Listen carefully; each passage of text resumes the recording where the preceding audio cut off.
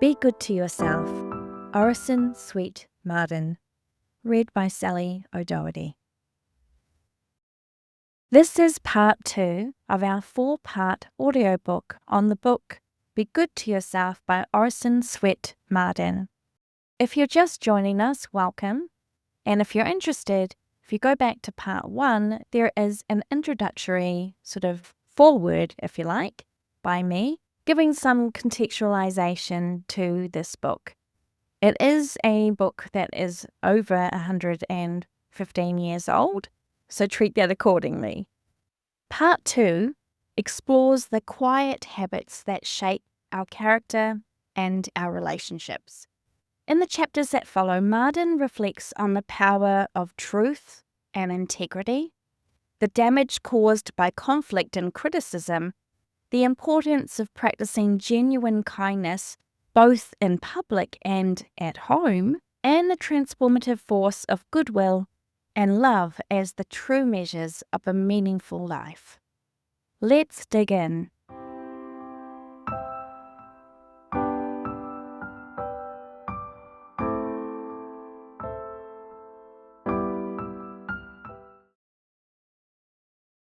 Chapter 6. 869 Kind of Liars. Mark Twain, in one of his stories, says of the character that whatever statement he chose to make was entitled to prompt and unquestioning acceptance as a lie. There are a great many kinds of liars and a great many ways of lying. Mrs. Opie once understood to classify lies as lies of vanity, lies of flattery, lies of convenience, lies of interest, lies of fear, lies of malevolence, and lies of wantonness. Mark Twain, in taking account of stock, counts 869 varieties of lies. We all know the foolish liars who lie without motive from force of habit. We can understand a person's lying when he has a strong motive for it. But to lie without any purpose whatever seems to the normal mind an unintelligible thing. A very large class of liars are liars of carelessness, thoughtlessness, people who do not mean to lie, who are honest enough, but who are slipshod in their mental processes. Their observation is faulty. They do not see or hear things with exactitude, do not see or hear them as they are. This comes from not taking pains to get the exact facts about anything into their heads. One of the most pernicious lies is the flatterer, the one who cannot bear to wound you on your weak point. Then there is the polite liar, who provocates and deceives in order to be courteous. He wants you to think well of him and wants to make you feel good. He would rather deceive you than tell you unwelcome truths. Vanity liars cannot bear to tell the truth when it reflects upon themselves or does not flatter their vanity. These liars may be believed in anything which does not reflect on themselves or put them in an unfavorable light. The so-called benevolent liars often escape condemnation because their motives are good. A good-natured man or woman compelled to dismiss an employee will sometimes give an undeserved recommendation, quite unconscious of the injury thus done a later employer. Slander, the blackest of all the falsehood family, does not always require a lying tongue. There are 1,000 ways of lying. A person may lie by his silence, by not telling the truth when it is his duty to speak. A man may lie by telling part of the truth. He may lie by his manner, by insinuations, by inference, by a shrug of the shoulders or a glance of the eye. One of the most pitiable of all liars is the weak liar, who has no moral stamina enough to tell the truth when it is disagreeable. Liars of this brand do not want to argue or defend their position. They go along the line of least resistance, provocate and deceive, because there is no lime enough in the backbone to enable them to stand straight and look a man in the face and tell him unpleasant truths. They would rather make him feel good at the time and prefer that he find out the truth when they do not have to meet his gaze. I know people who mean to be absolutely honest, who can never tell the exact truth when it requires a little moral courage, and cowards are always liars. They do not lie because they are bad, but because they are too weak to speak the truth. It takes courage to tell the truth when you know that it may place you in an unfortunate light before the world, and that a little provocation or a little innuendo may save you pain. It takes courage and character to tell the truth, when to do so will be a temporary loss to you. It takes courage and manliness, womanliness, to tell the truth when it gives a decided advantage to a rival. It takes courage to stand up squarely with an unflinching eye, to look the world in the face and tell the straight, unvarnished truth, regardless of consequences. The reputation of being beyond price, of being unshaken by any selfish motive, the reputation of always, everywhere, under all circumstances telling the truth, not pretty nearly but the exact truth, is worth 1,000 times more to one than any temporary gain from deceit. A very unfortunate phase of our modern journalism is the temptation to tamper with truth, to colour, distort, misrepresent it, to make a great thing out of a little thing. The reputation of a newspaper is like that of an individual. The newspaper which constantly, knowingly deceives, very soon gets the same kind of reputation as a consummate liar. There are few newspapers in the world which refuse to colour the truth, to tamper with facts in order to make a sensation. But these few are the solid pillars of journalism. They stand for infinitely more in their community than some other papers with 100 times more circulation. One of the most dangerous characters in the business world is the man who has no vigour of integrity, who is indifferently honest, who prefers to be on the side of the right, but who will quibble, will tamper with the truth, will not tell quite the whole truth if his interests are jeopardized.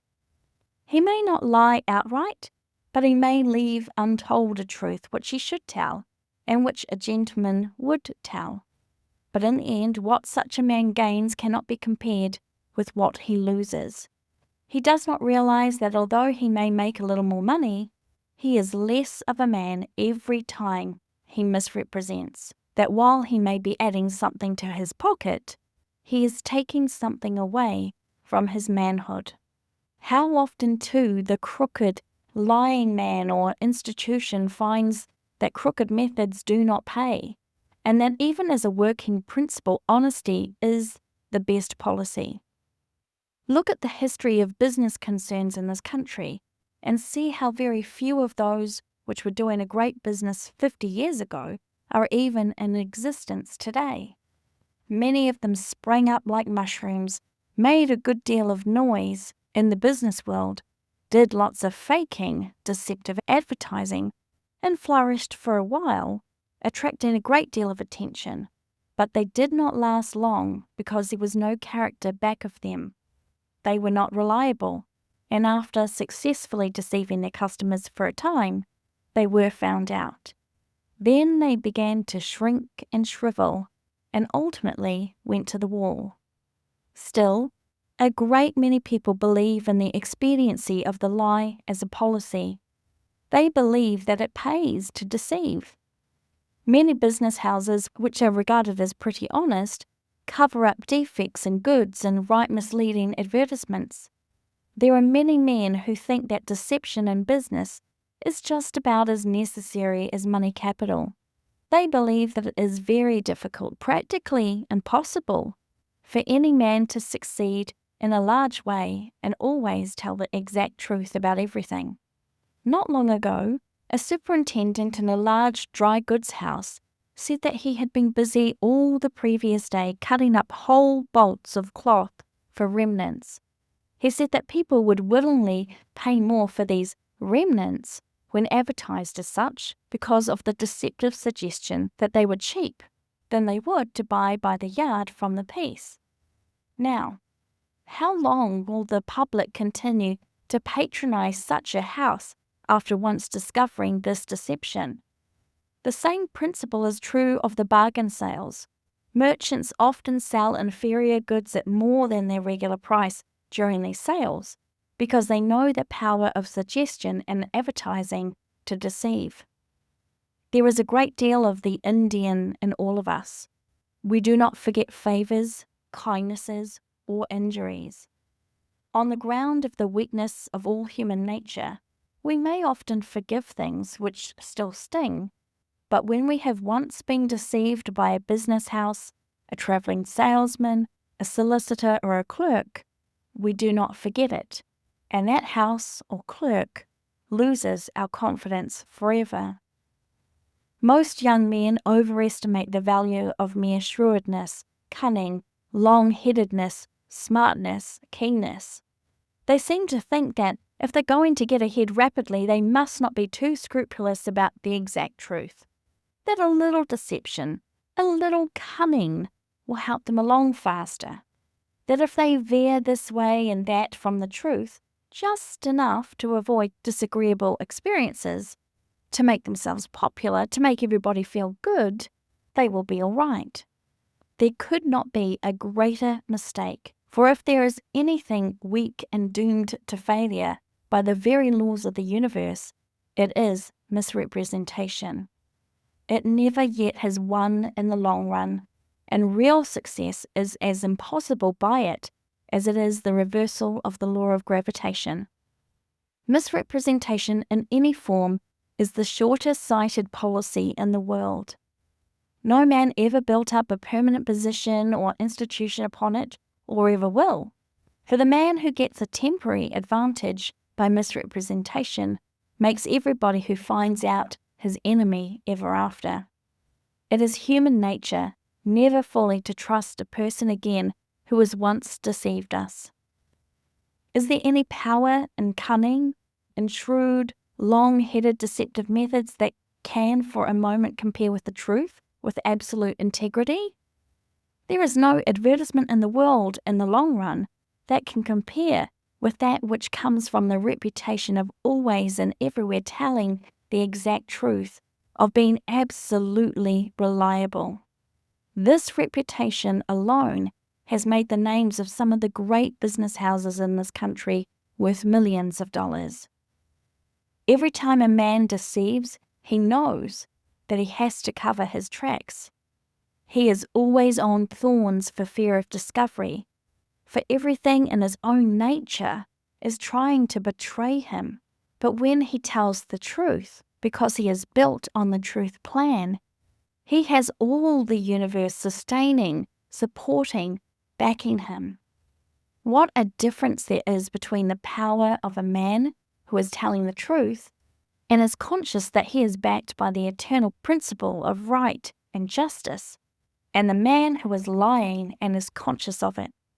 One can look the world in the face without wincing, because he feels that he is backed by eternal principle. There is victory in his eye, assurance in his very bearing, while there is something within the other man which says, I am a liar. I'm not a man. I know I am not a man, but a sneak, a make-believe. The moment we attempt to express that which is not true, we are crippled, for we are doing an unnatural thing and are not reinforced by the consent of all our faculties. The best thing in us, the divine thing, protects against the false. No man can be really strong when in the wrong. Everything within rebukes him, everything tells him of his cowardice.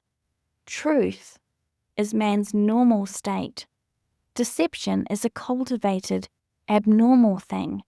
There is no substitute for the right. Cunning cannot take its place, nor can education. A person may have great ability and a college education, but if he does not ring true, if there is any evidence of counterfeit about him, he never gets our confidences, our order, our businesses, or our patronage. There is always a question mark in our minds when we have dealings with a man who is not perfectly honest. We're not sure of him. On the other hand, a person may lack education, culture, even refinement, but if he has an honest heart, if he rings true every time, we believe in him, we trust him. No man can look honest and long give the impression of honesty when he is an habitual scoundrel. It is only a question of time when something will happen to tear off his mask and reveal the real man. Just look at the man who has practiced deceit and lying all his life. There is not a line of truth in his face. His very expression is false. He radiates dishonesty from every pore. He may attempt to deceive with his smooth, honeyed diplomacy, but we instinctively feel that he is a liar in every part of his being. It does not matter how he tries to cover up his rottenness by appearances of respectability, his clothes, his money. He cannot long continue to cheat the heart. What he says about himself contradicts what we feel. A perfectly truthful man regards his honor first, his interests come later. Truth is everything to him. Justice must be done no matter if it goes against his own interests.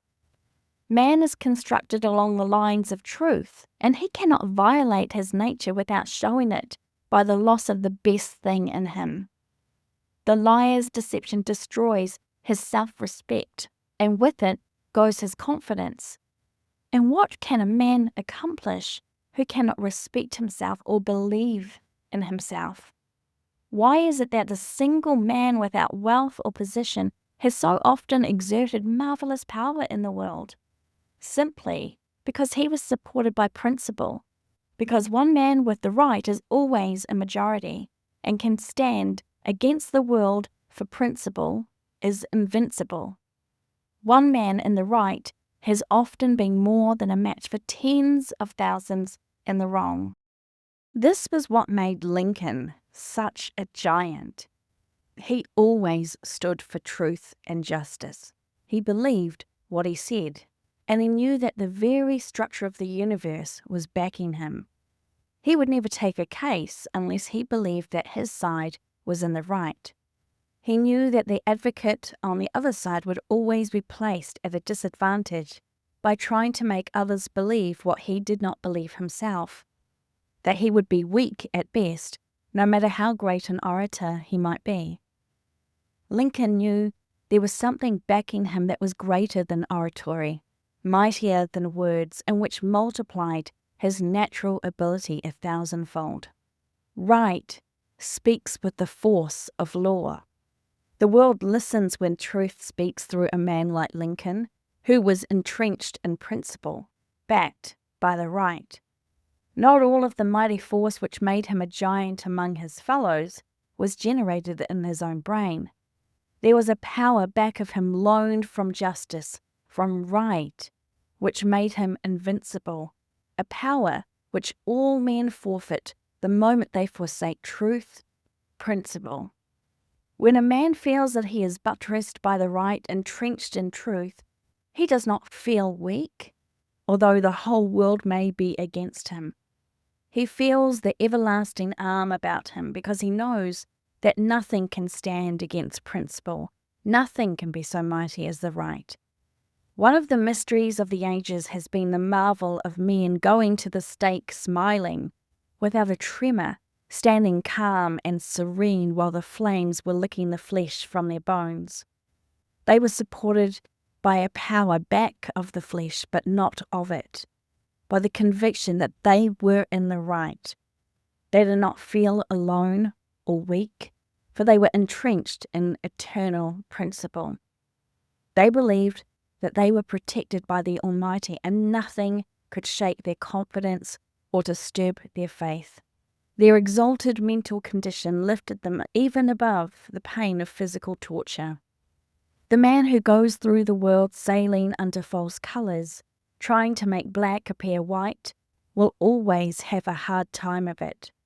Nobody will long believe him, no matter how smooth his tongue, how long-headed or cunning he may be. Things are so planned that if a man is ever to get very far, or to accomplish very much in this world, he must be honest, for the whole structure of natural law is pledged to defeat the lie, the sham. Only the right, ultimately, can succeed. What would you think of a man who tries to defeat the laws of mathematics? He is a bigger fool who tries to get ahead of right, tries to defeat justice by lying and deceit. No man ever yet got around God, good, justice, right. It is true, a man may get something in the wrong, so may a thief, but the wrong always defeats itself because it has no principle in it. A man in the wrong is out of place for the same reason that discord is out of place in the presence of harmony. Not long ago, 9 students were suspended at Brown University for cribbing in their examinations. A great many well-intentioned students lie by cribbing in all sorts of ways in their recitations and examinations.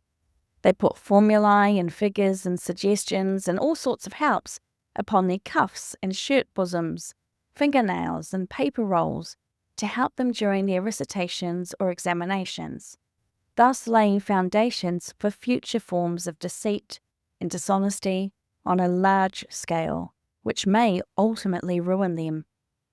Many prosperous businessmen who are very conscientious about telling verbal lies are consummate liars in the deceits they work into their manufacturers, their commodities. I know a man who is always talking to his sons about telling the truth, yet he has for nearly half a century been selling lies in his store. Boxes of lies, barrels of lies, lies in foreign silks made in New Jersey, and all sorts of imported articles. American liars in high places have recently had the flashlight of public scrutiny turned upon them. Men who not long ago stood high in the American regard are worse than nobodies today, for they are despised by their fellow men. Does it pay to sell one's birthright for a little mess of pottage? Veracity to a man should be as priceless as virtue to a woman. When he has lost truthfulness and the reputation for it, he is a burned-out man, a mere shell, like one of our great skyscrapers gutted by fire. Does it pay to take chances with one's reputation? Nothing can compensate the lily for a smirch upon its whiteness. Nothing can compensate the rose for the loss of its perfume and its beauty. What is a man good for when the best thing in him is rotten, when all that makes him a man, all that marks him from the brute, is decayed?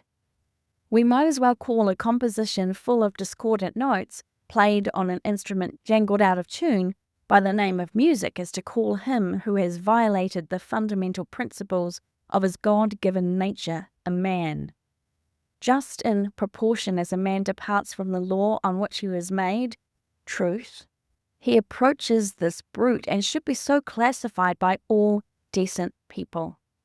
Is there a sadder sight in America today than that of so many young men gambling with their reputations, taking chances with their good names for the sake of a few more dollars or a little notoriety, with as little thought as they would bet on a racehorse? What use is a fortune so gained that whenever the owner goes, he will be pointed out as a man who is sold out his honor, his good name, his friends, everything that a manly man holds dear?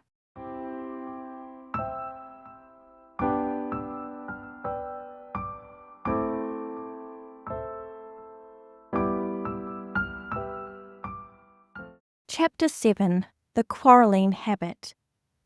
The habit of haggling, arguing and quarrelling over trifles or splitting hairs, especially when people are tired, destroys health and character. I have known large families, after a hard day's work, to spend a whole evening quarrelling over some trivial matter which did not amount to anything. Fagged and jaded after the day's work, the mental irritation and discord set in motion in the tired brain completely exhausted them, and of course, Their sleep was troubled, and they rose the next morning haggard and worn, with no freshness or spontaneity for the new day's work. They felt as though they had been out on a debauch. When shall we learn that harmony is the only condition under which strength of body and beauty of life can be developed? One's best work cannot be done under friction, nor in a black, heavy, thundercloud atmosphere. There must be sunshine and good cheer and a happy environment to bring the best out of us. The faculties do not work normally when there is even a little bit of discord. Perfect harmony gives strength of purpose, concentration of mind, and effectiveness of execution. There must be liberty, no sense of suffocation or restraint or repression, in an atmosphere which develops the best in a man. Many an invalid today owes his or her wretchedness and practical failure in life to quarrelling, fault-finding, and the bickering habit. Irritation, friction, or discord of any description is a great enemy of strength, health, and happiness, while absolute harmony of character and environment is friendly to all worthy achievement.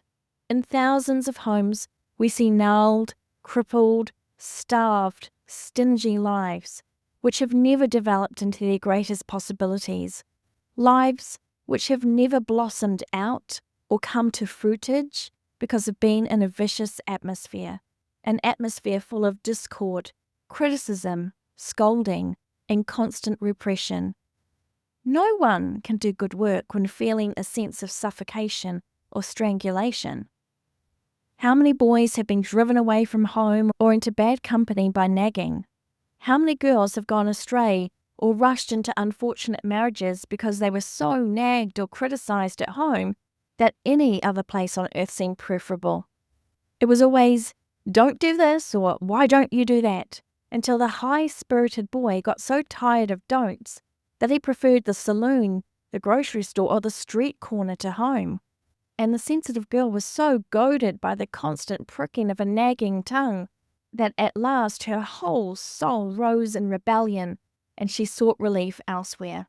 Young people resent being lectured or corrected all the time, nor do they thrive under constant repression.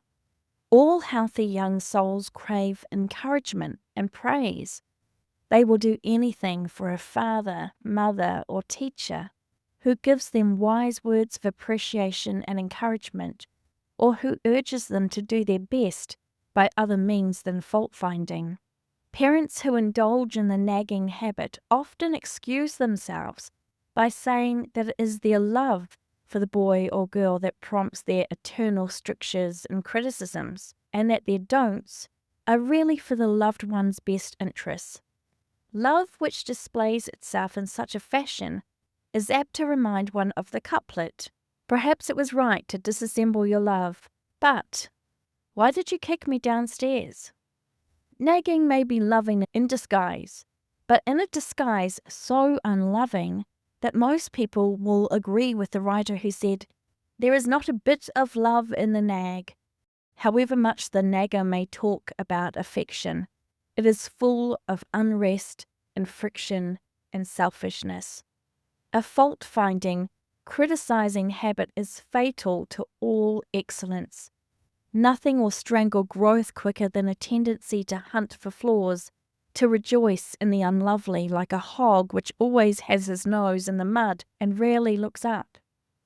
The direction in which we look indicates the life aim, and people who are always looking for something to criticize, for the crooked and the ugly, who are always suspicious, who invariably look at the worst side of others, are but giving the world a picture of themselves. This disposition to see the worst instead of the best grows on one very rapidly, until it ultimately strangles all that is beautiful and crushes out all that is good in himself. No matter how many times your confidence has been betrayed, do not allow yourself to sour. Do not lose your faith in people. The bad are the exceptions. Most people are honest and true and mean to do what is right. There are businessmen who get so into the habit of finding fault with everything and growling at everybody that it becomes second nature with them. If they happen to see anything out of place, or if something is not done just as they wish it done, instead of quietly calling attention to it, they yield to the first hasty impulse to scold and growl and find fault until they make everybody about them uneasy. As far as remedying the defects of which it complains is concerned, this constant growling is a complete failure, for every employee soon finds out that it is a habit, and after a while pays no attention to it, and is in no way affected by it except that it embarrasses him when criticized or scolded before others. In the end, it really tends to make him more careless and indifferent.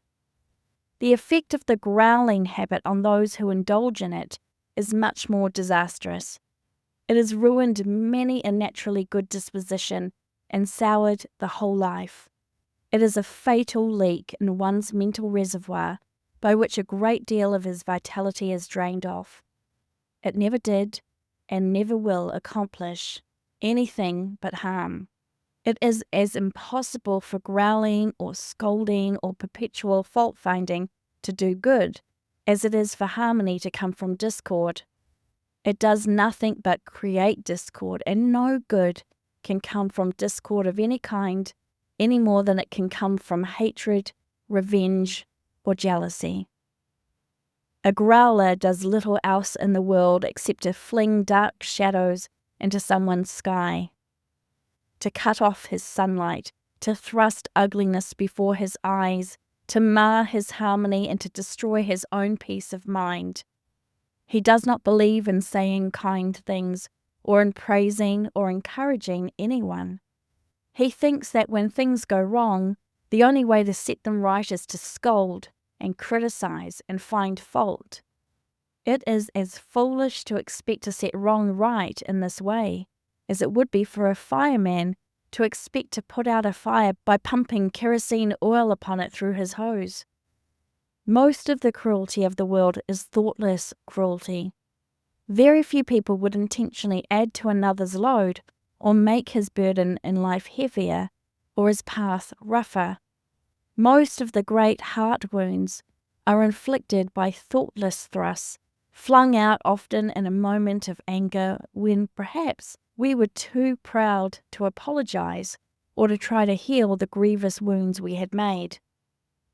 Can anything be more cruel than to discourage a soul who is struggling to do the best he can, to throw stumbling blocks in the path of one who is trying to get on in the world against great odds? No life is just the same after you have once touched it. Will you leave a ray of hope or one of despair, a flash of light or a somber cloud across some dark life each day? Will you, by thoughtless cruelty, deepen the shadow which hangs over the life? Or will you, by kindness, dispel it altogether? No matter how you feel or what is disturbing your peace of mind, never allow yourself to send out a discouraging, a cruel or an unkind word or thought. The gloom caster, the shadow thrower, the fault finder, the sarcastic man, the man who is always giving you a thrust somewhere, does a vast amount of harm in a community. Men who throw gloomy shadows wherever they go, who depress everybody, who are always looking on the dark side of everything, who see little good or beauty in life, are bad neighbours, and, as a rule, are unsuccessful, unpopular, and little mourned when they die. It is the inspirer, the man who cheers and gives you hope and encouragement, the sunshine bearer, the man who always has a kind word for you, who is ever ready to give you his hand and his help, that is loved during life and missed after death.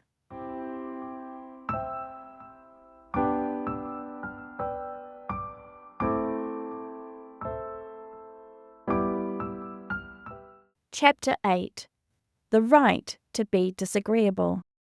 If businessmen were to throw off self-control in their offices and places of business, as many of them do in their homes, and say the same mean, contemptible, unguarded things to their customers that they say to the members of their own families, their businesses would soon go to pieces.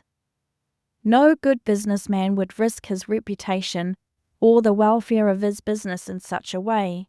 He knows better than that. He knows that it would be fatal. When he is away from home, he thinks too much of his reputation to risk it for the sake of gratifying his spleen, and he's always on his guard, for his pride is touched. He thinks too much of himself. His egotism or vanity prevents him from making a fool of himself, and so he practices self-restraint wherever his reputation is at stake. But at home, he does not care. He knows that his wife and children will try to protect him, and he does not hesitate to show the brute in him. There are thousands of men who are polite, tactful, and diplomatic toward their customers, and in everything which bears upon their business, who lock their good manners up in their offices at night. Men who are known as Dr. Jekylls in all their business or professional relations, but who assume the character of Mr. Hyde as soon as they enter their own homes, where they feel at liberty to ride roughshod over everybody's feelings. They do not seem to think that the wife or any other member of the family gets tired, has nerves, or troubles of any kind. They exercise self-restraint all day, but the moment they get home they seem to vent their bad humour on everybody, even on the dog or the cat. Is it not a strange thing that so many people think that home is not a place for the exercise of self-control, but take it for granted that there they can abuse everybody without restraint? Why should a man who is polite, and polite in business and in his club, who can control himself elsewhere, use his home as a kicking post, a place to get rid of his bad blood, a place which, of all others, ought to be the most sacred, most peaceful, and the sweetest place in the world to him? Many a thoughtless parent in the morning leaves a depressing influence upon some member of the family, the shadow of which hangs over the life all day. It does not matter that it is a thoughtless, heedless word flung out in impatience. Its thrust is just as painful. Tongue thrusts are infinitely more painful than blows from the hand. If, on his return, there is company at home, he is just as suave and tactful as he is in his place of business. He defers to his wife's judgment and is very kind to the servants and children, because his reputation is at stake. He cannot afford to take chances with that. Outside people might spread his hoggish qualities, gossip about his meanness, and injure or humiliate him, while the members of his household would feel under a certain obligation to take everything in silence to protect his name. As soon as the guests go, however, this type of man grunts and growls, snarls and nags and finds fault until he works everyone within sound of his voice into a state of nervous irritability. Then he finds fault with them for not being more amiable. The head of the house is not always the only offender in this respect. Wives and children often seem to think that the home is the place where they can indulge in fits of hot temper and say all manner of mean, disagreeable and despicable things. They think that they have a right to spend a whole evening or perhaps several days pouting over some fancied injury or over some trifle. I have been in homes where a domestic storm was raging furiously, but the moment the doorbell rang and a caller came, the storm subsided instantly, and there was a complete revolution in the manner and the conversation of the inmates. It is strange that so many people act as if the members of their immediate family have no special rights which they are bound to respect. They cannot imagine why they should not converse or whistle, scold, find fault, or make any kind of a noise just because somebody else wants to read or think. Self-restraint is a rare virtue in many homes. There are many households where all the laws of courtesy and even of ordinary decency are set out the house half dressed without the slightest feeling of delicacy. The girls are often just as careless as their brothers. They go around the house in all sorts of costumes, soiled and untidy, and often to the table, especially in the morning, in a disgraceful condition. They think it is all right because only their brothers and parents are present. In many homes, the father and boys think nothing of sitting around the house in their shirt sleeves or of going to the table in the same manner, and often they indulge in profanity and use language that they would be greatly ashamed of if anybody outside of their home should happen to hear. All safeguards, all self-respect and consideration for others are thrown down in many homes, and everybody is thought to be at liberty to be just as slovenly, cross, crabbed, and disagreeable as he pleases. There is no one thing more fatal to that dignity of bearing, that refinement, that personal grace which commands respect, than this habit of dropping all standards of ordinary good behaviour and conduct in the home.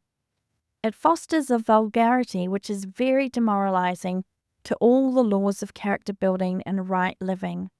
This easy-going, slipshod manner of living, as practiced in many homes, tends to the loss of self-respect and respect for one another. How can you expect the respect of the members of your family or of those who work for you when you do not show any sort of respect or deference or kindness or consideration for them, and when you act as though anything at all was good enough for them? It often occurs that a man marries a beautiful, bright, cheerful girl who is always bubbling over with animal spirits, and in a short time everybody notices a complete change in her character, brought about by the perpetual suppression of her husband, who is severe in his criticisms and unreasonable in his demands. The wife is surrounded with this atmosphere of sharp criticism or severity until she entirely loses her naturalness and spontaneity, and self-expression becomes impossible. The result is an artificial, flavourless character. It is easy to say that a wife or employee should stand up for her rights, that she should resent harsh criticisms and perpetual nagging, fault-finding, and severity of judgment. But natural timidity, modesty, weakness of disposition, or dread of discord often makes this impossible. Then the better-bred person is always placed at a disadvantage. The coarse brute has the advantage. The finer the character, the more sensitive the nature. The sense of propriety which comes from high breeding and nobility of nature places the victim at a great disadvantage. There may be a sense of disgust and a feeling of resentment, but these finer natures often cease after a while to resist or protest, and meekly submit to the injustice, however brutal, until the power to resist and stand up for one's rights is almost obliterated. One cannot be a lady or a gentleman some of the time, and a bear the rest of the time, without making unguarded slips. What we do habitually, we tend to do all the time. Company manners are always very dangerous things. Those who practice them are always betraying themselves. They are like good clothes that are worn only occasionally. The wearer never becomes sufficiently used to the seldom worn garments to feel easy and comfortable in them, and is all the time betraying the fact. Like clothes, which must be worn often enough for the wearer to become unconscious of them, good manners must become so habitual that we shall practice them spontaneously and unconsciously.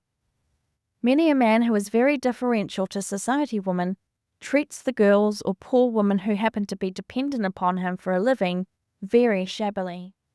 In society, always on the alert to show the slightest service to the ladies, he is absolutely indifferent to the comfort and feelings of a stenographer or other woman in his employ. Those who are bound to him by the necessity of earning their livings do not call out his nobler sentiments.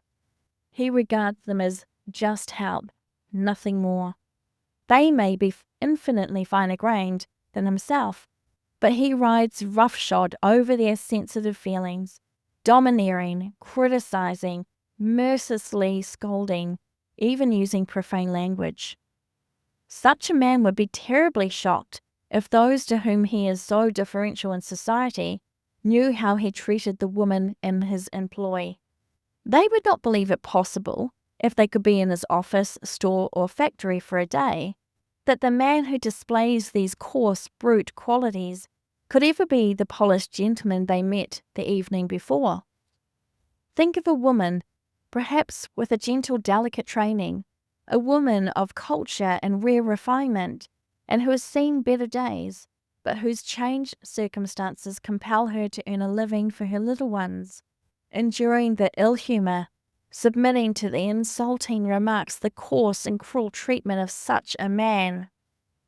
How little he realizes that his own sister or his own wife may possibly be placed in a similar situation.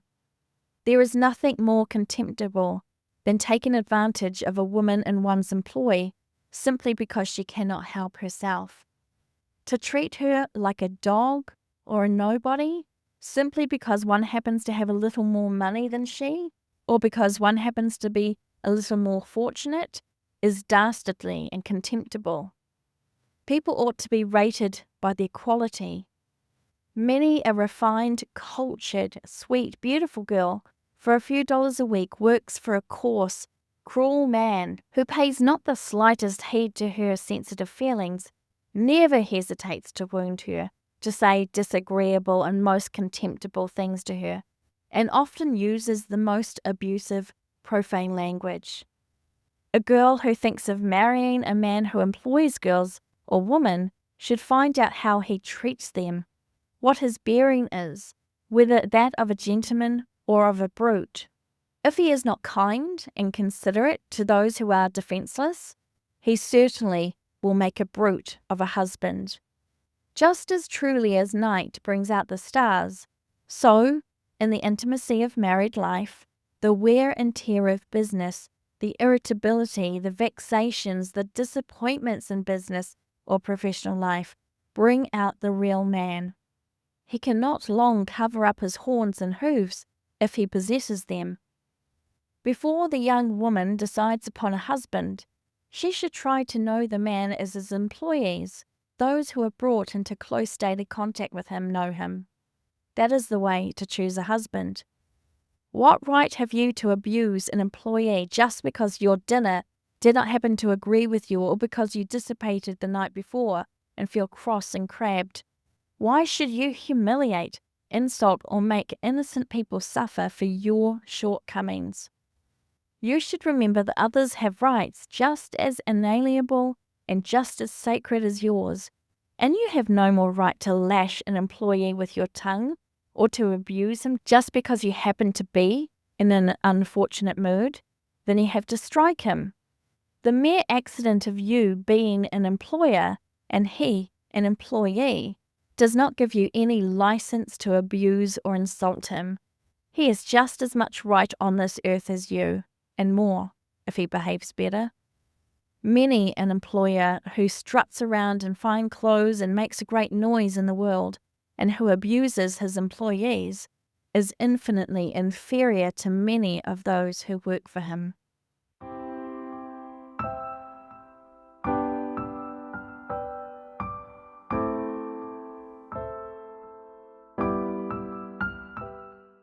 Chapter 9. The Goodwill Habit.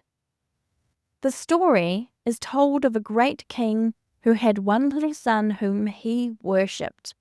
The boy had everything he desired, all that wealth and love could give. No wish was ungratified, but he was not happy. His face was always disfigured by a scowl of discontent.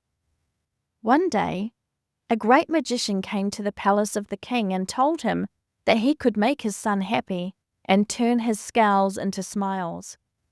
"If you can do this," said the king, "I will give you whatever you ask." The magician took the boy into a private chamber and wrote something with a white substance on a piece of paper. He gave the paper to the boy and told him to go into a darkened room and hold a lighted candle under it and see what would happen. Then the magician went away.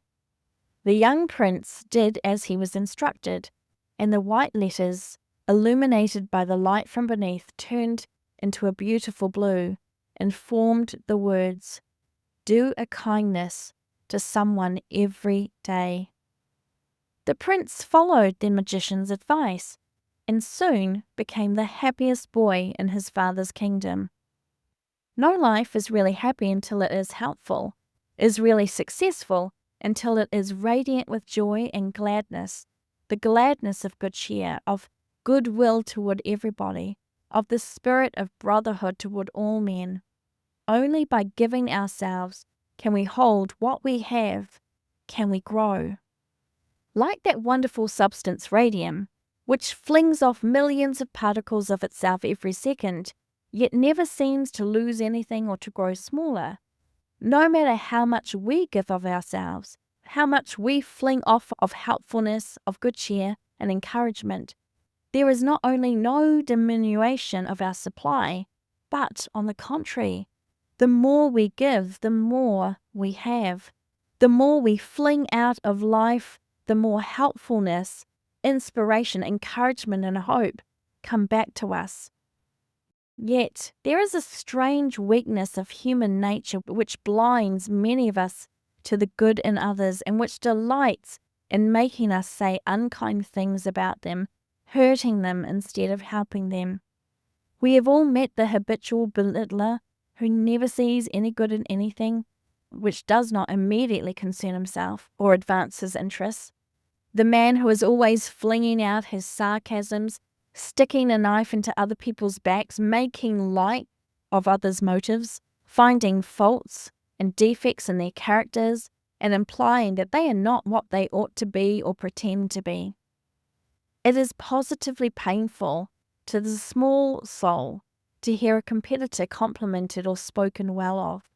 He always tries to minimize the virtue and quality of the praise of another by a malicious if or but, or endeavors in some way to throw doubt upon the character of the person praised.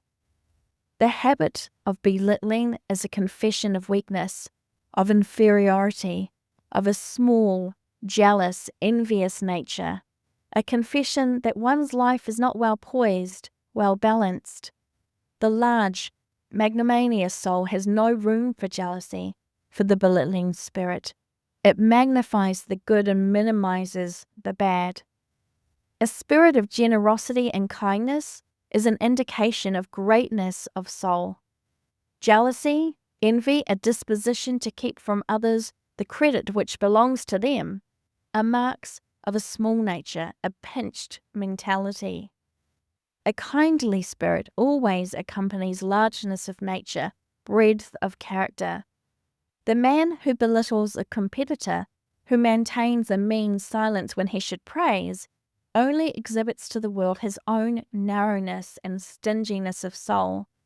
A man with a really large nature is generous and charitable even to his worst enemy. The belittler does not realize that in disparaging others, in discounting the achievements of competitors, he is exposing the limitations of his own soul, the smallness of his nature. And not only that, but is all the time making the person he is talking to think less of him.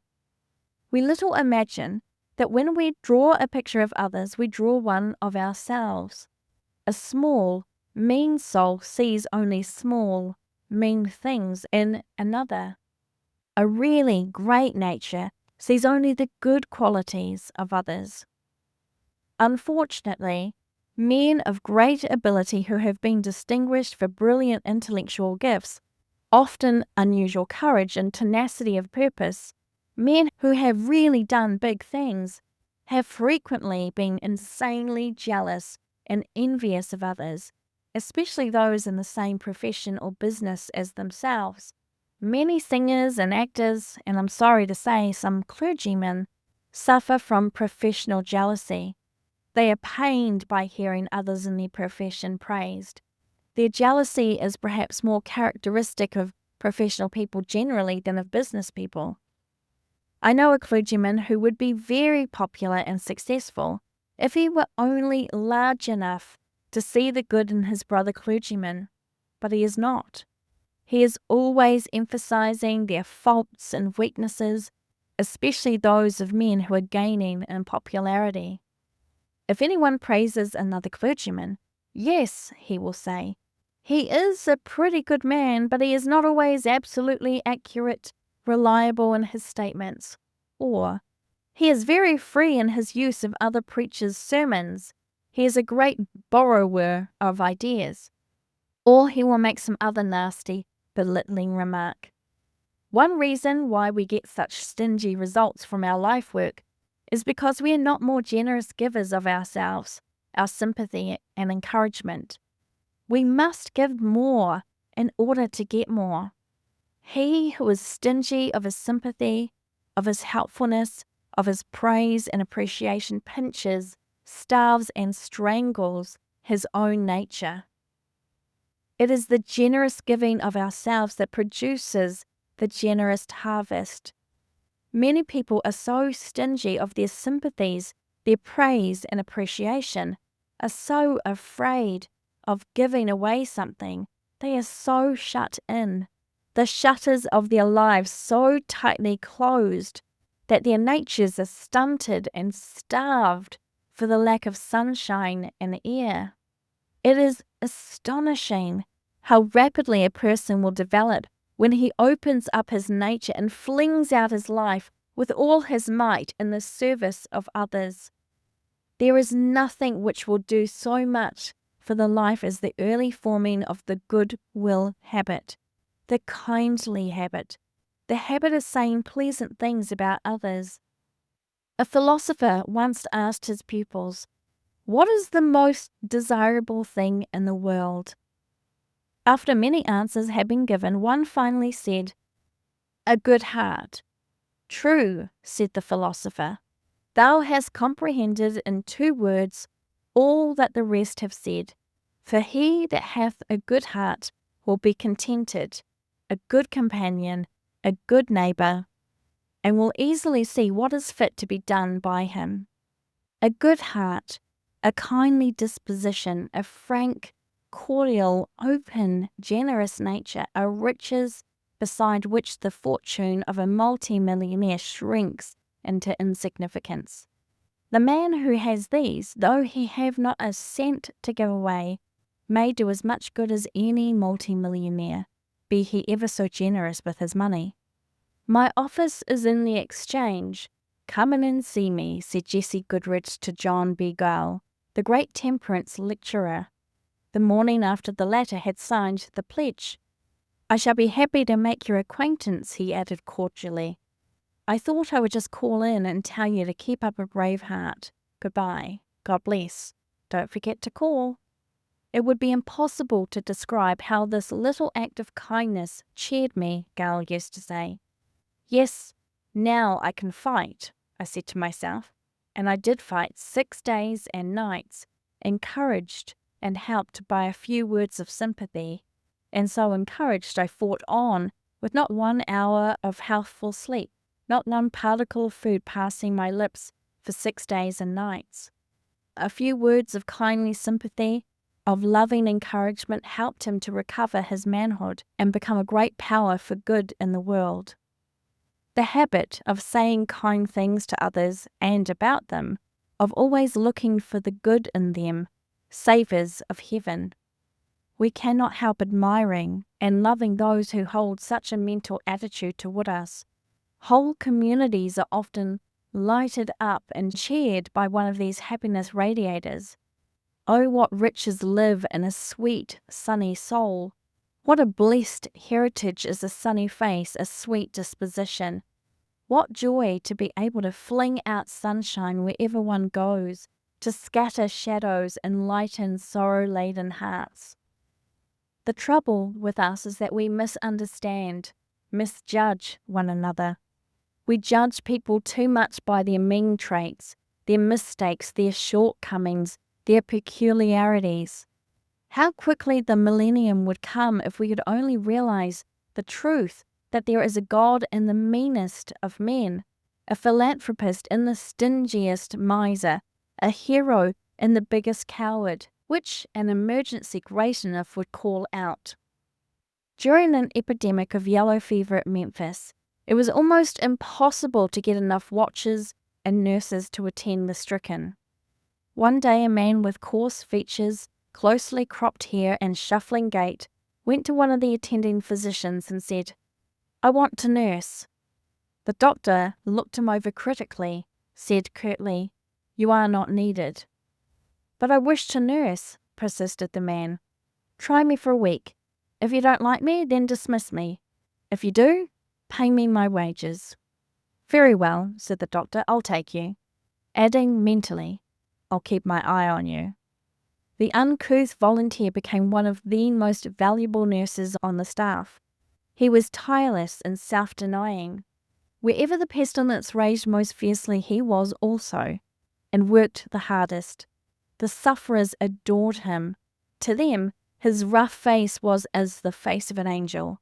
Not only did he nurse them with the care and devotion that a mother gives to her children, but it was found afterward he also put every cent of his earnings into a relief box for the benefit of the plague-stricken. When John the nurse, the name he was known by, later sickened and died of the fever, those who prepared him for burial found on his body a livid mark, the brand of a convicted felon. Many of us are so blinded by the blighting greed of gain, by the marbleizing usages and cold laws of trade which encrust our hearts with selfishness, that we do not see the good in people. When we learn to look for the good in them instead of the bad, we shall bring out the good instead of the bad. For our estimate of others helps to form their estimate of themselves. And no one can bring out the best when he believes and sees only the worst of himself. If we held charitable, helpful views of one another, our attitude would revolutionize civilization. A Cleveland paper tells of a tramp who came to the back door of a residence and begged for shoes. The mistress of the house gave him a good pair and said to him, "There, put these on, and if you want to show your gratitude, just happen around here some morning after a snowstorm and clean off our sidewalk." Some time after, the lady was awakened early one morning by someone scraping the sidewalk in front of the house. Looking out, she found that there had been quite a heavy fall of snow, and there she beheld the tramp to whom she had given the shoes, clearing away the snow from the sidewalk with an old, broken shovel. When he caught sight of his benefactress at the window, he raised his tattered hat to her, and, his self-imposed task finished, went away without saying a word or even asking for anything to eat. 3 times the same thing happened during the winter, but the man never asked for compensation or food. A New York woman once invited a ragged, dirty beggar into her house, and after he had a comfortable meal and some clean clothing, she sent him away with words of encouragement, telling him that he was made for something better than tramping, that it was a shame for a man of his apparent intelligence and good health to be getting a living in such a disgraceful way. A year afterward, when she'd forgotten all about the tramp she had befriended, this lady became embarrassed financially and was in sore need of money. She asked a friend if he knew where she could borrow $500, but he could not accommodate her, nor did he know of anyone who could. Next day, to her great astonishment, a man, a total stranger as she thought, called at her house and told her that he had heard she was pressed for money and that he had come to lend her the amount she needed. With growing surprise, she asked how it was that a complete stranger, whom she'd never seen, was willing to trust her.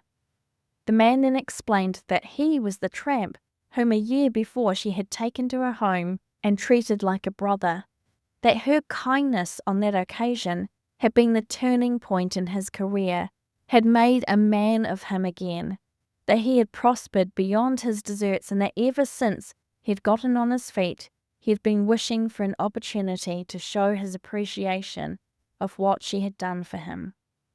No man has come to true greatness, says Philip Brooks, who has not felt in some degree that his life belongs to his race, and that what God gives him, he gives him for mankind.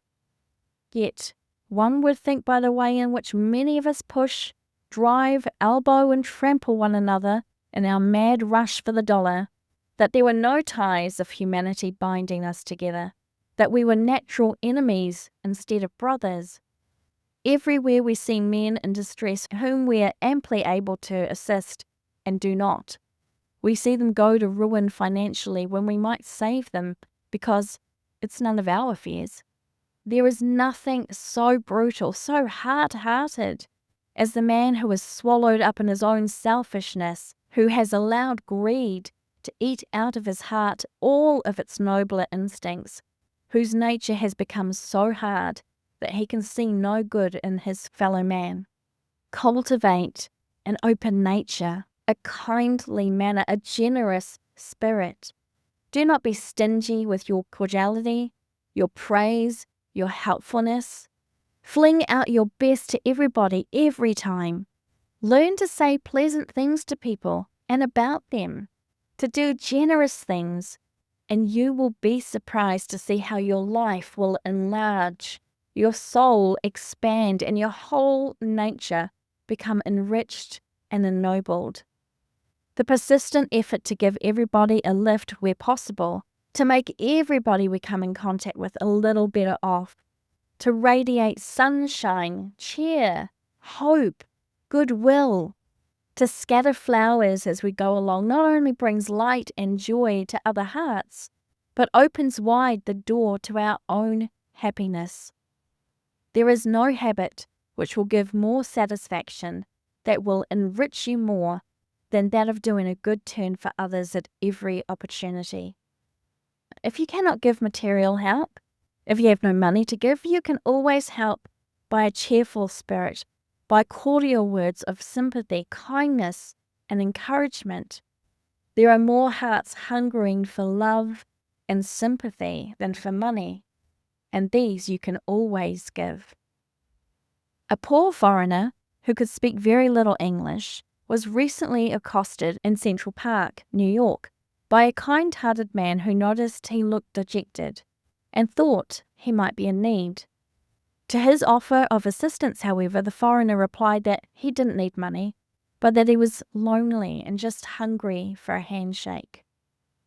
We all like the person who flings the door of his heart wide open and bids us welcome with a warm grasp of the hand and a cordial good fellowship, who sees a brother in every man he meets instead of a rival, a competitor, or a possible enemy. The whole-souled, large-hearted, open-minded, kindly disposed person has an infinite advantage over the narrow, pinched, clam-like nature that repels instead of attracting. Cultivate an open nature. Do not be afraid to speak to strangers, to let yourself out, to give your best to everybody you meet. Do not draw within yourself and shut up like a clam whenever you approach anyone to whom you have not been introduced. The cultivation of a helpful spirit of cordiality, of large-mindedness, a broad, generous way of looking at things, is of inestimable advantage not only to growth of character, but also to progress in the world. So much of one's success depends on the personal equation, so much upon the possession of attractive qualities, upon the personality, that the importance of those things cannot be overestimated.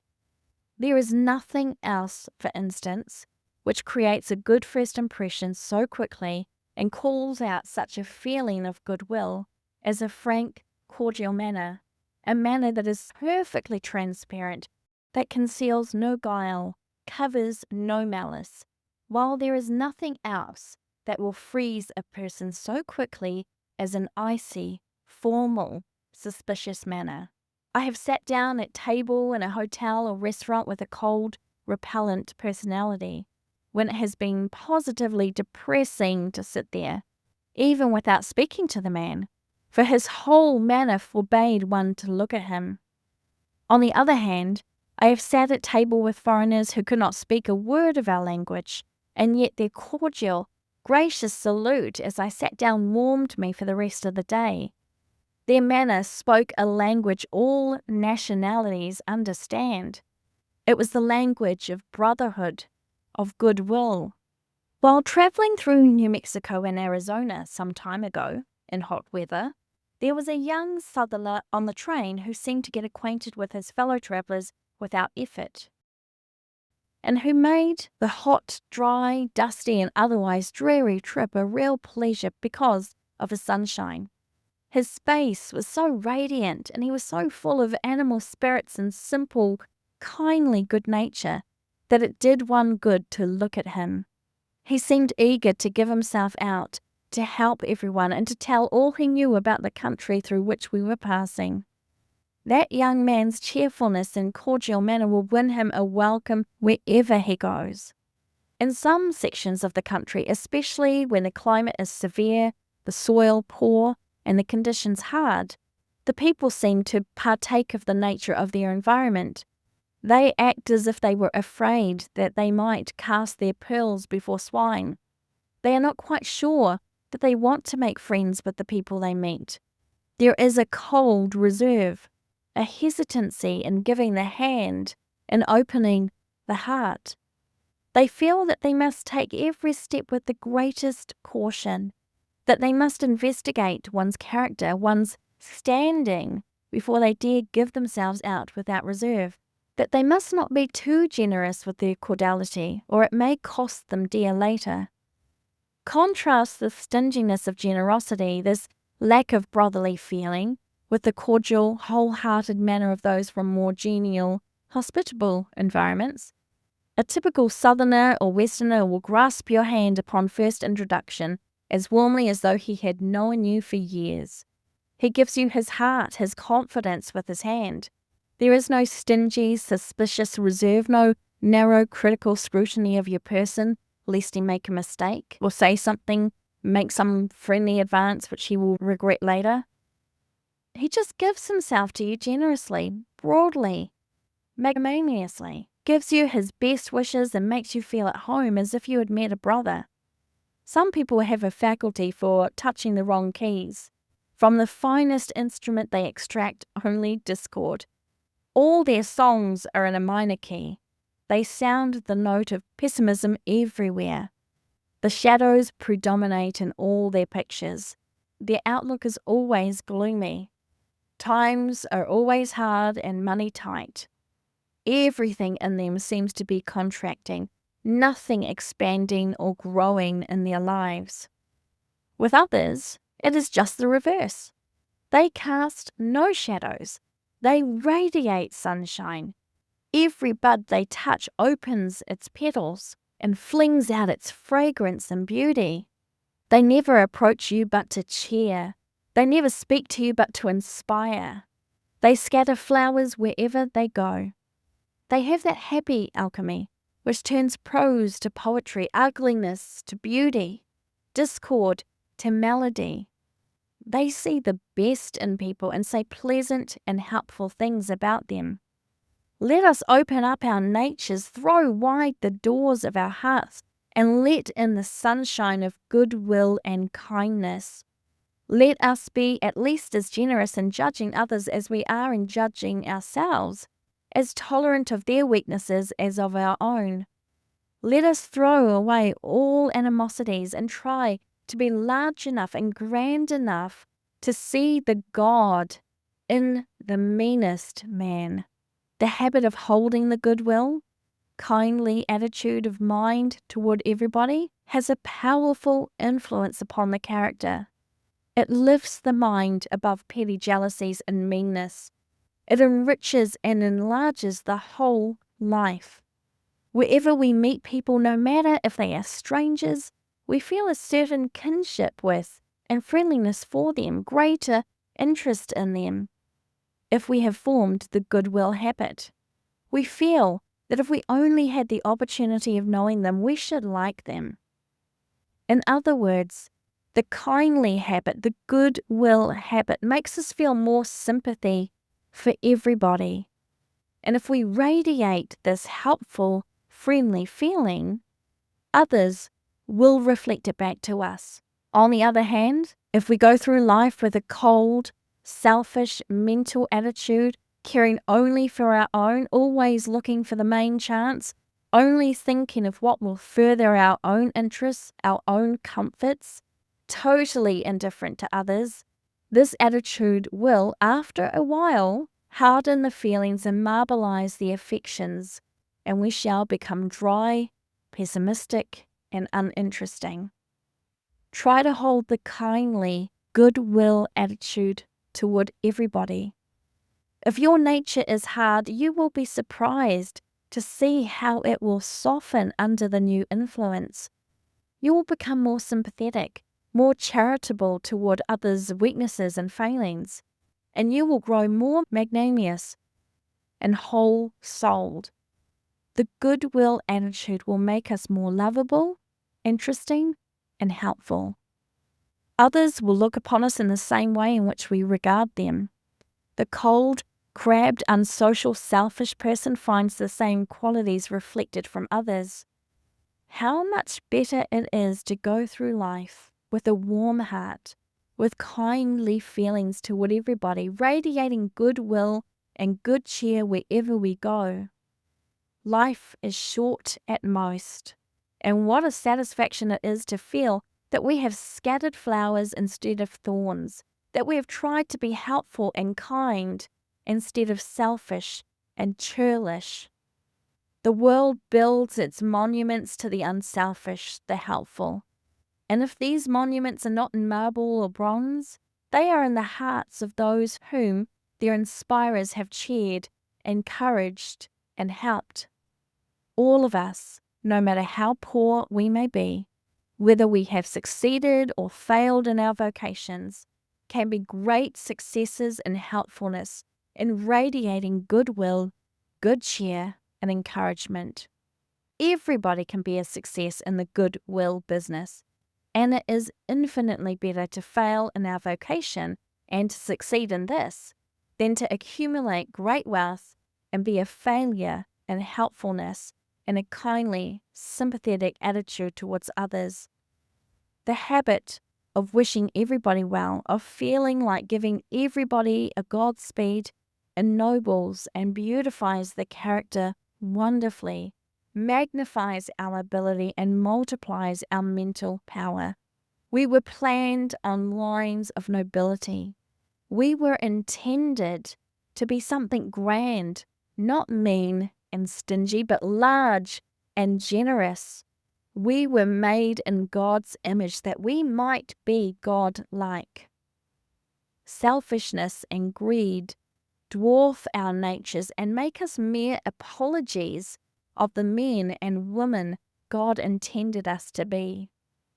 The way to get back to our own, to regain our lost birthright, is to form a habit of holding the kindly, helpful, sympathetic, goodwill attitude toward everybody.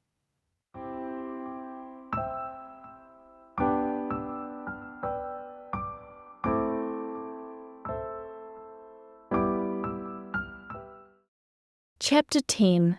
Love as a Tonic.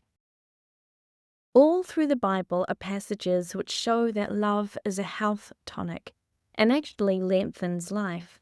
With long life will I satisfy him, says the psalmist, because he hath set his love upon me.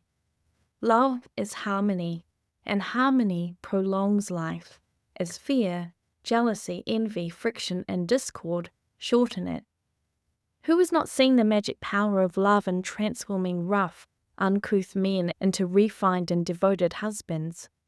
There is no doubt that those who are filled with the spirit of love, which is the Christ spirit, whose sympathies and tenderness are not confined to their immediate relatives and friends, but reach out to every member of the human family, live longer and are more exempt from the ills of mankind than the selfish and pessimistic, who, centered in themselves, lose their better part of life, the joy and the strength that comes from giving themselves to others. The power of love is often illustrated in a delicate mother who walks the floor night after night, whose days pass without recreation or change, week in and week out, and who feels more than compensated if she can only procure relief for her suffering little one. In no other way than through the marvelous power of love can we account for the wonderful miracles of endurance presented by many mothers in bringing up large families. Think of a mother carrying about, perhaps for the greater part of a day and the night following, the same weight and merchandise or other matter as that of a sick child. She could not stand the strain. She would be ill in a short time. But love lightens her load and makes self-sacrifice a pleasure. She can bear any burden, even poverty, disappointment, or suffering, for the sake of the loved one. This sublimely unselfish mother love is a prototype of the most exalted creative love that enraptures the universe, that invites us to be partakers and dispensers of this world tonic, this great panacea for all of the ills of mankind. The situation that has not its duty, its ideal, says Carlyle, was never yet occupied by man. Yet here in this poor, miserable, hampered, despicable actual, wherein thou even now standest, here or nowhere is thy ideal. Work it out therefrom, and working, believe, live, be free, full. The ideal is in thyself, not on some far-off height, in some distant scene or fabled land, where longing without endeavour is magically satisfied, will we carve out the ideal that haunts our souls, but near at hand. In the humble valley, on the boundless prairie, on the farm, on sea or on land, in workshop, store or office, wherever there is honest work for the hand and brain of man to do, within the circumscribed limits of our daily duties in the field wherein our ideal must be wrought. Wrapped up in every human being, there are energies which, if unfolded, concentrated, and given proper direction, will develop the ideal. Our very longings are creative principles, indicative of potencies equal to the task of actual achievement. These latent potencies are not given to mock us. There are no sealed orders wrapped within the brain without the accompanying ability to execute them. If the Emancipation Proclamation is written in your blood, if it is indicated in the very texture of your being, you will have within you, undeveloped it may be, but always there, strength to break the fetters that bind you, power to triumph over the environment which hampers you. No external means alone, however, will accomplish this. You must lay hold of eternal principles, of the everlasting verities, or you never can accomplish what you were sent into the world to do.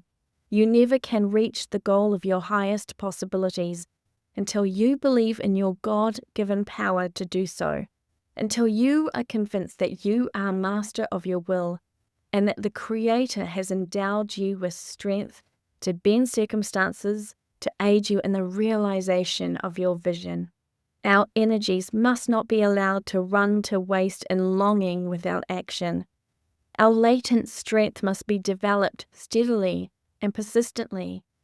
All our reserves must be utilized, all our powers concentrated and wisely directed toward the accomplishment of the work we have marked out for ourselves. With eyes ever fixed on the ideal, we must work with heart and hand and brain, with a faith that never grows dim, with a resolution that never wavers, with a patience that is akin to genius.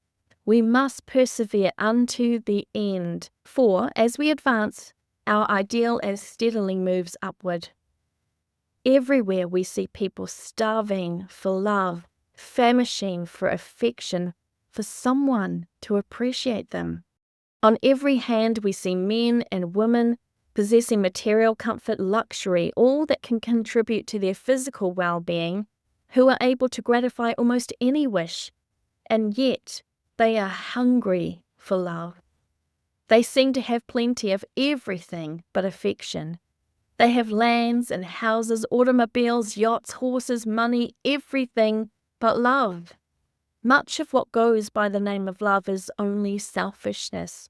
Until love extends beyond the narrow circle of relatives and friends, Until it stretches beyond the shores of one's own land, it is not real love.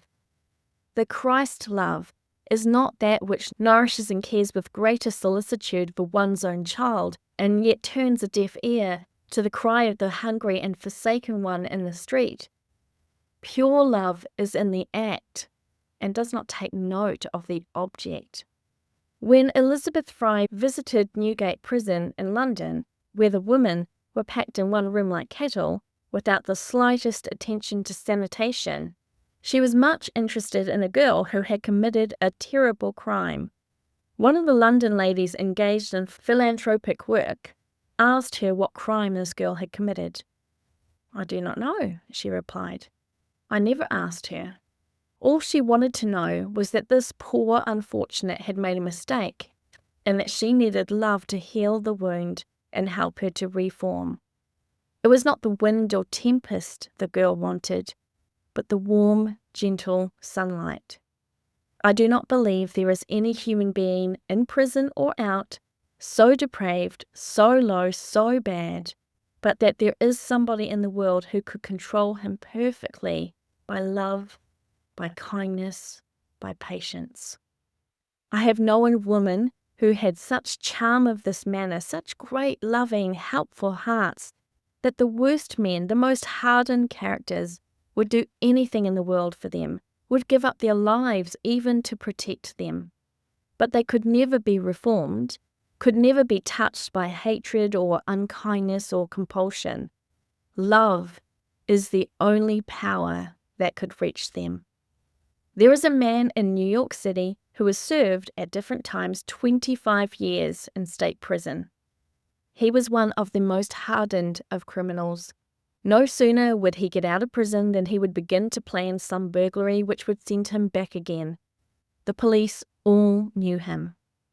A great many people tried to help him, and many a time he got a position only to lose it, because someone who knew him circulated the report that he was an ex-convict. He happened to fall under the influence of one of these sweet and noble women, who did not ask him what he was sent to prison for or to describe the crimes he had committed. She did not want to have anything to do with the bad part of him. She wanted to forget all that and wanted him to forget it too.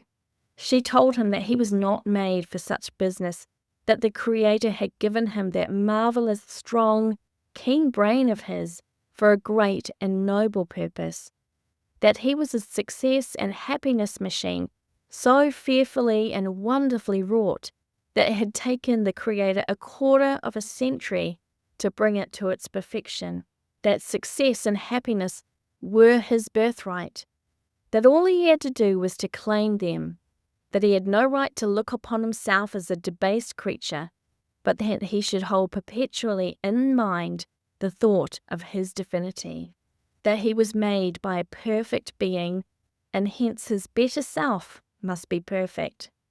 She told him not to go about the streets trying to sneak and to slink out of sight, not to regard himself as a criminal haunted and hunted by the police and detectives, but to say to himself, "I am a man, a strong, magnificent man, made in the image of perfection. I must be perfect.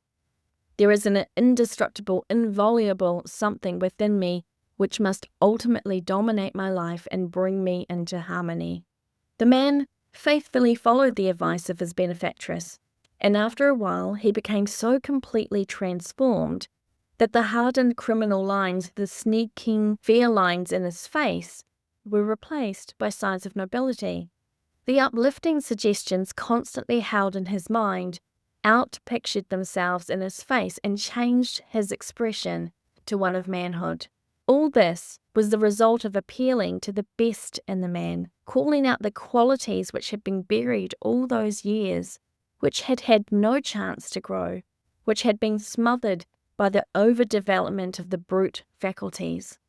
This pure, sweet woman called out of this man qualities which completely changed his life, and which 100 years of punishment and cruelty and threatening and torture could never have developed. Forget yourself. You will never do anything great until you do. Self-consciousness is a disease with many.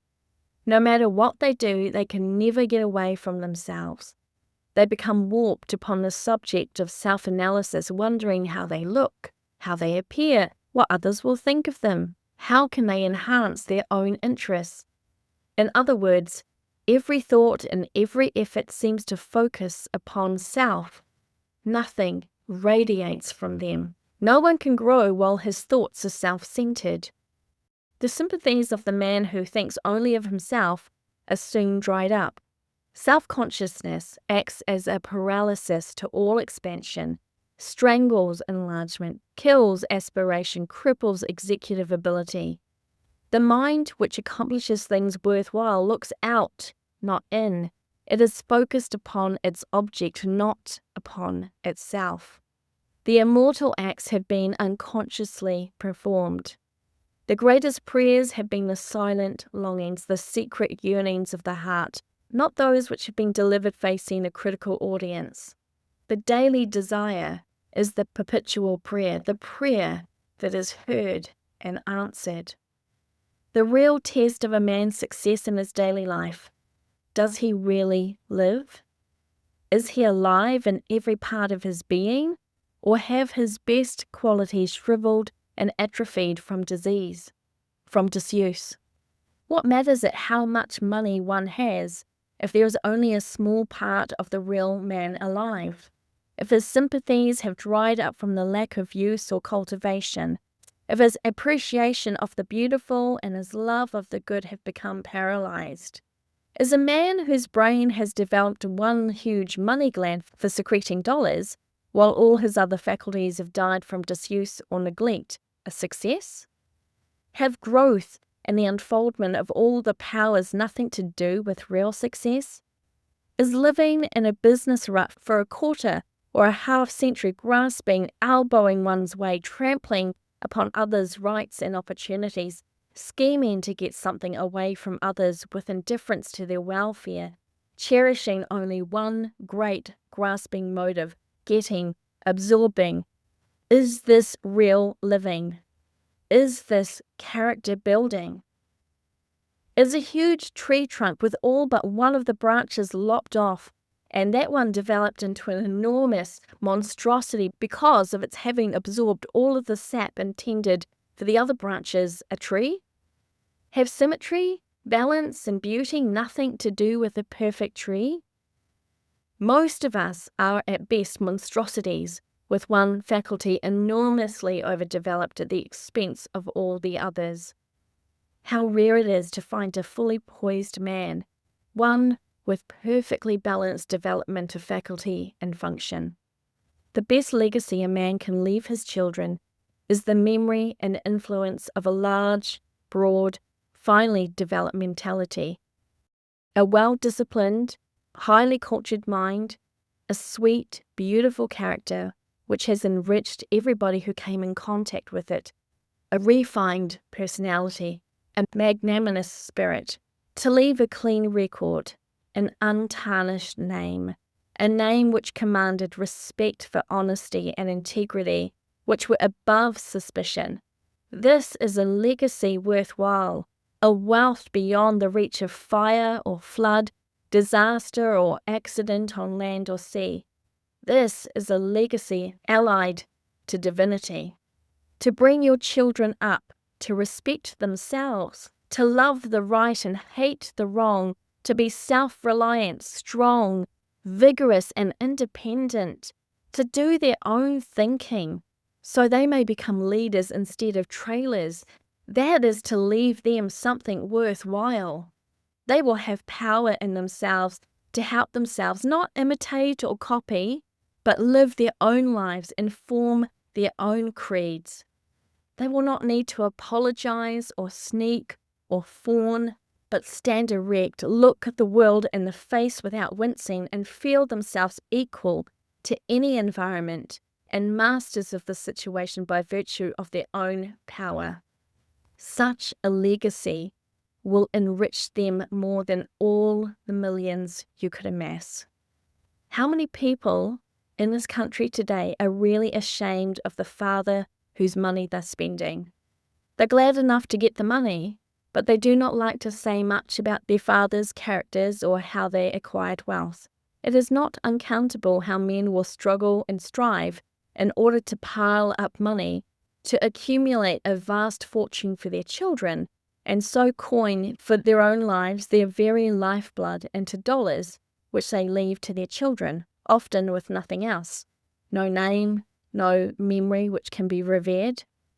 Is it not strange that fathers will contend and crowd so hard for that which is cheap and shallow and unsatisfying, and neglect the development of the more permanent, more desirable, more beautiful and lasting qualities? These shrewd, long-headed men know very well that the chances are small that a son will develop the power of self-help and self-reliance when everybody is telling him that he is a fool to work, that his father is rich, that he should just pitch in and have a good time. These men know how small are the chances of developing that fibre which makes men, that stamina which makes character in the boy who has a fortune left him. Yet many of them go blindly on, not seemingly caring anything about the development of their boys' characters or their own, intent on amassing fortunes which so often prove the ruin of the children who inherit them. If one is too large to be measured by the dollar mark, or to be enclosed in his estate, if the wealth of his personality has overflowed until all his neighbours feel richer for his life and example, if every foot of land in his community is worth more because he lives there, then the loss of his property cannot materially shrink his inventory. If you have learned to be rich without money, if you have, by the cultivation of your mental powers, gathered to yourself a treasure of indestructible wealth, if, like the bee, you have learned the secret of extracting honey from the thistle as well as from the rose, you will look upon your losses as mere incidents, not so very important to the larger and fuller life. It gives a sense of immense satisfaction to think that there is something within us greater than the wealth we acquire or our material pursuits, that there is something about us better than our career, better than living getting, money getting, fame getting, that there is something which will survive the fire, the flood, or the tornado which sweeps away our property, which will survive detraction, persecution, calumny, something that will outlast even the dissolution of the body itself. That is nobility of character, the sweetness and light which have helped people, which have made the world a little better place to live in. There is something within us which protests against having our most precious possessions at the mercy of accident or uncertainty. We have an innate assurance that, no matter what happens, nothing can possibly injure our real selves or destroy our greatest riches, our grandest possessions. There is a still voice within us which tells us that the true life is beyond the reach of anything that can harm it or rob it one iota of its substance. The feeling of serenity, the assurance of stability and of possessing that which no power can shake, gives a satisfaction beyond all words to express, imparting to life its true dignity and grandeur. Do you not know that the whole creation thunders the 10 Commandments? The very atom seems to have been dipped in a moral solution. There is a moral tendency in the very nature of things. It looks out of the flowers, it shines from the stars, it grows in the forest, it waves in the grass, it laughs in the harvest. Each form of existence brings from the unseen its own lesson of wisdom, goodness, power, design, and points to something higher than itself, the great author of its magnificence. In spite of all the discord and the sin and the suffering about, we have an instinctive faith that somehow, somewhere, nature will rid herself of the last crime and restore the lost paradise of Eden.